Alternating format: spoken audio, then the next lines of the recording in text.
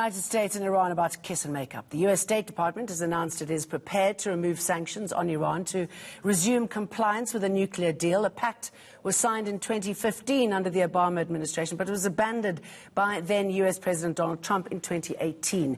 International Relations Professor John Stremler speaks to us now. John, always good to see you. How important are these moves, the warming of relations that we are starting to see?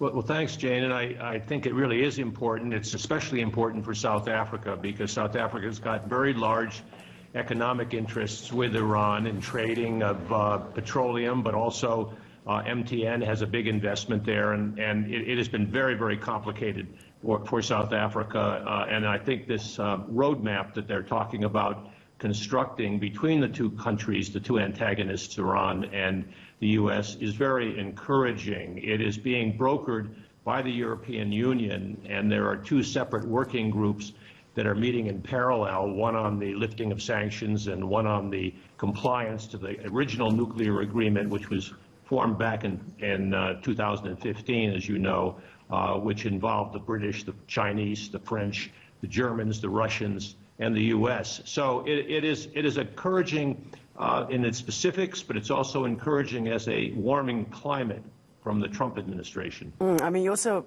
for South Africa's sake, want the AU to be convinced that this move is in the right direction. I mean, when it comes to Iran's allies and foes, and there are many, and I don't mean to simplify it so easily, but I mean, what sort of response are we likely to get from Israel? Netanyahu drew a parallel between the Nazi genocide and what he sees coming from Iran and the threat from them.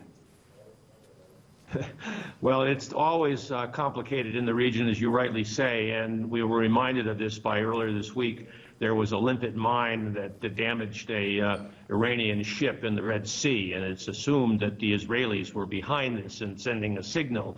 The Netanyahu government is not at all happy with the U.S. decision to restart the peace talks and the agreement with the Iranians.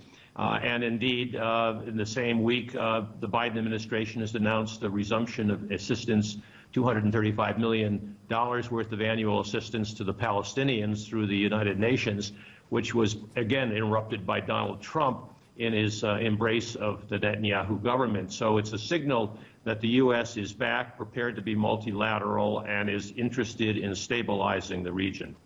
I mean, hopefully this move and tackling sanctions will lessen the proxy wars that we are seeing in the Middle East, though I suspect there'll possibly never be an end to that. I mean, these sanctions almost broke Iran, didn't they?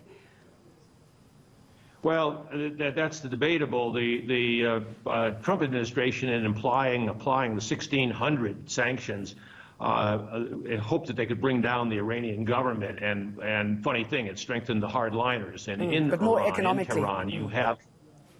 Yes, economically, but it would lead to a destabilization and a regime change, and the Islamic government locked down, and there is a very serious split in Iran between hardliners and softer compromisers, as is in the United States. In the United States Congress, there's a lot of pro-Israeli sympathy that is going to make getting agreement extremely difficult. So this is early innings, everyone should recognize.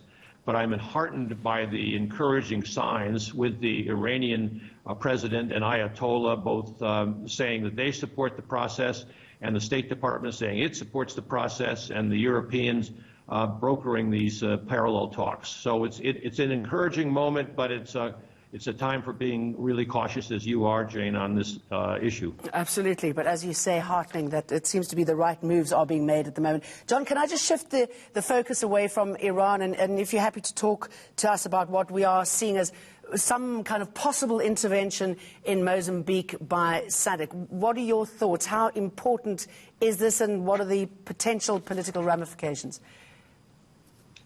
It's extremely important, and it's in our neighborhood, obviously, and the violence in Palma was extremely concerning, and it had affected, obviously, South African citizens who were there on this big gas project. I guess the Mozambique government was unable to immediately respond, but they do have assistance now that has apparently been requested and was already ongoing in conversations with the U.S., with France, with Portugal, with the African Union, and now SADC. This should be an African-run and engineered peace process, and African agency is extremely important here. But the logistical support that the other powers, the major powers, could provide would also be important, as is the training. There is very, very small U.S. presence there, as I understand it, and I'm not following that. It's fast-breaking and as closely as I would like to. But I am at least encouraged that the Mozambique government has finally shown a willingness to work with the neighbors and with the outside international community, because it has a big problem on its hands. Yeah, that's significant, isn't it? John Stremler, good to talk to you. Thank you very much for that. Let's get sports.